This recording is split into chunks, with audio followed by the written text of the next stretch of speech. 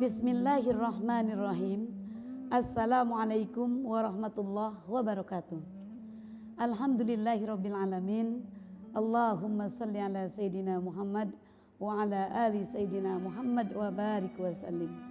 Pemirsa yang dirahmati Allah, Buya Hamka pernah mengatakan, jika hidup hanya untuk sekedar hidup, babi di ujung hutan sana pun bisa hidup.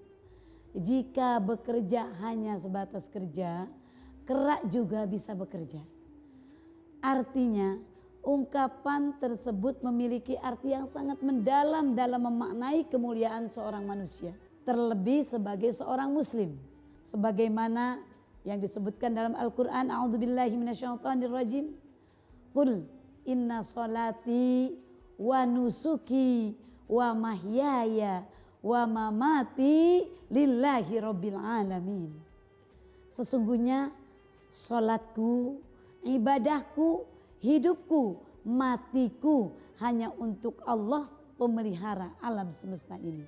Seorang muslim tentunya harus menyadari bahwa hidup yang diberikan oleh Allah Subhanahu wa taala memiliki tujuan yang jelas, ibadah kepada Allah.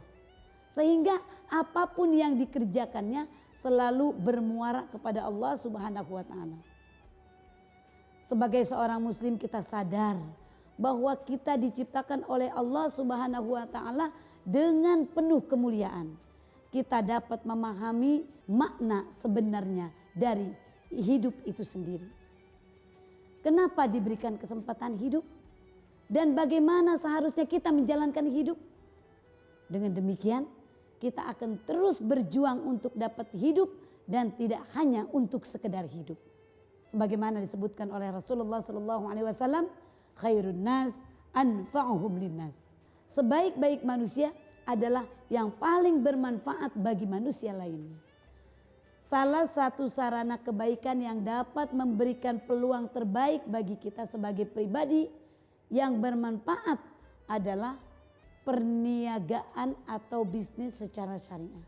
Bahkan perniagaan tersebut dapat mengangkat kita kepada makom yang mulia bersama para syuhada, para nabi, sebagaimana sabda Rasulullah SAW, at-tajiru saduqul amin ma'an nabiyyin wasiddiqin wasyuhada. Pedagang ataupun saudagar yang senantiasa jujur lagi amanah akan bersama para nabi, orang-orang yang selalu jujur dan orang-orang yang mati syahid.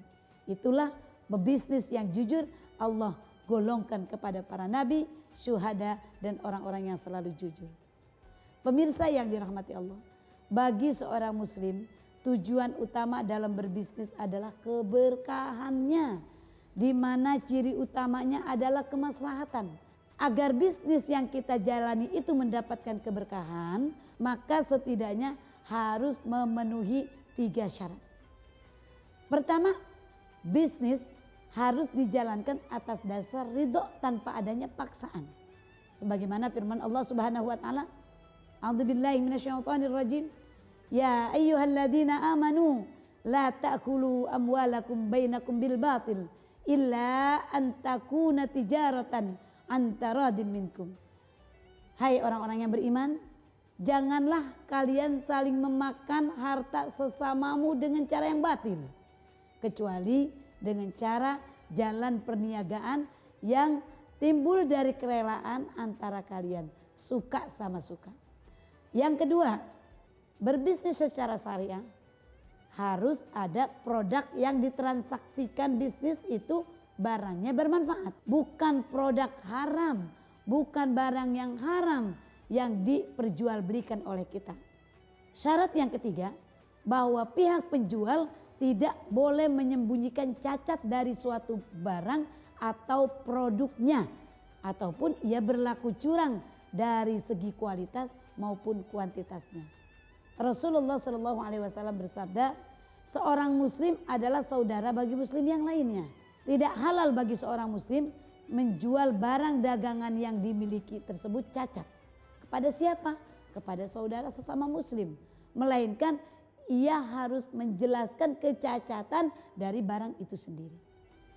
Pemirsa yang dirahmati Allah, dengan demikian kita dapat memahami bahwa ajaran Islam menuntut kita dalam menjalankan bisnis yang tidak hanya untuk menguntungkan diri kita sendiri. Semoga kita semua dianugerahi oleh Allah Subhanahu wa taala kemampuan untuk terus berpegang teguh pada ajaran Allah dan Rasul-Nya agar kita mampu berbisnis sesuai sunnah Rasulullah sallallahu alaihi wasallam. Wallahu a'lam bishawab. Assalamualaikum warahmatullahi wabarakatuh.